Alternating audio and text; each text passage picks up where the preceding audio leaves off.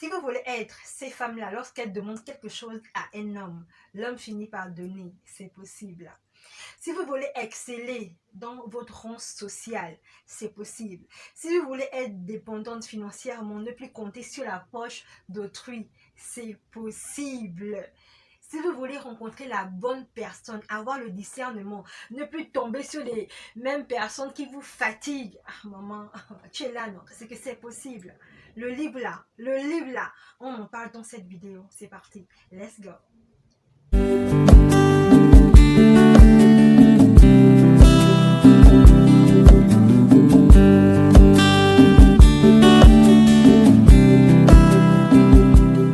Pour moi, j'ai d'abord voulu lire ce premier livre-là parce que ça porte d'abord sur la confiance en soi, sur l'estime, sur la haute estime qu'on a d'abord de soi-même.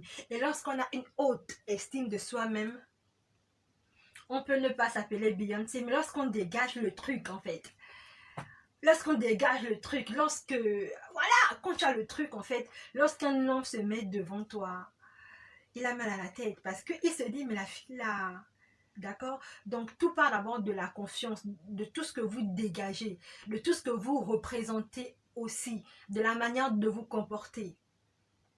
C'est très important. Ce livre-là a pour objectif de nous élever en rang social. Je pense que toutes les femmes veulent exceller dans leur vie, avoir un meilleur boulot, faire de nouvelles rencontres, sortir un peu de son cercle vicieux, voilà, voilà. On veut travailler, on veut être indépendante financièrement, on veut s'occuper de soi, s'occuper de sa famille, des autres.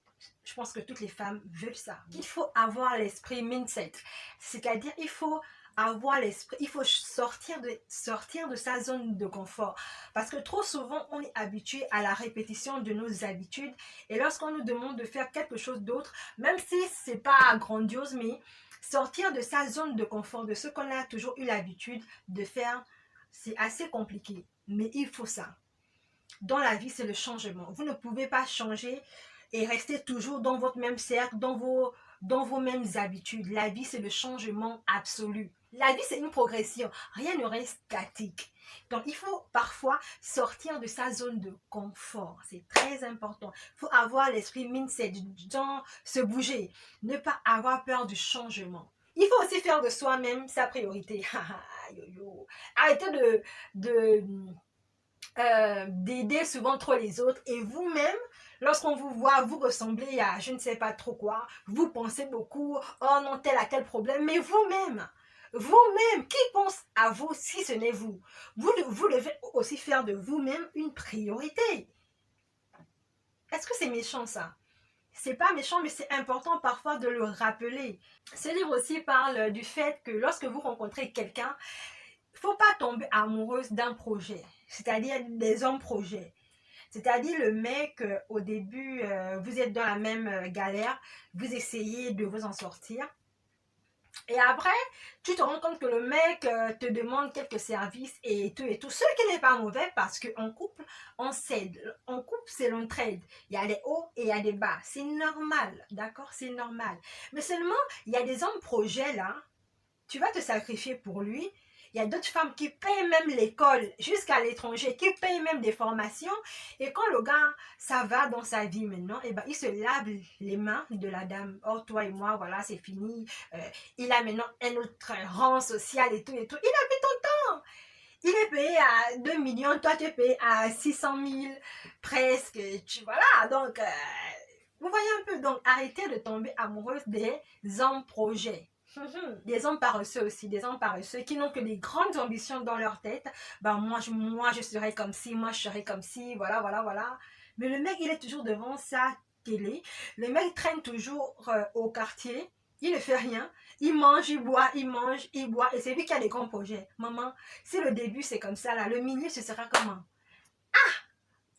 On te montre déjà l'introduction. Ne parle même pas dans le développement parce que l'introduction t'a déjà donné le parfum du devoir. Donc, laisse tomber, lave-toi les mains et next.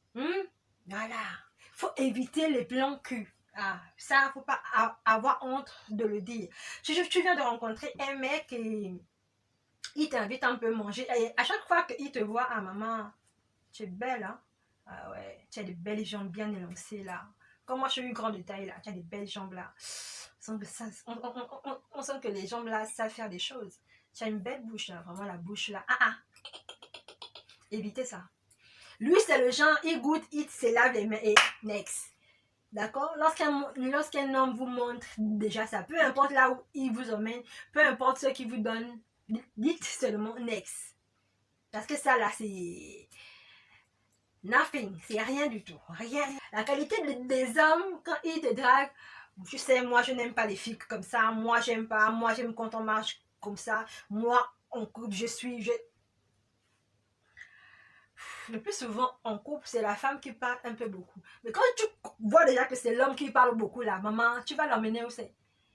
C'est-à-dire qu'il faut avoir l'esprit mindset pour discerner déjà la qualité d'homme que tu ne veux pas dans ta vie. Il faut s'entourer de bonnes personnes, soit en amitié, même en famille. Il y a des parents qu'il faut éviter parce que quand tu lui parles, ah, ici là vraiment, tous les jours, ces problèmes, ah, reste dans ton coin. En amitié aussi, on ne marche pas avec tout le monde. Vaut mieux être seul que mal accompagné.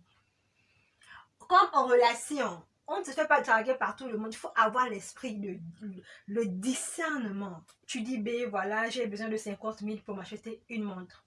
50 000, c'est le prix de la montre. Ne demandez jamais la valeur juste.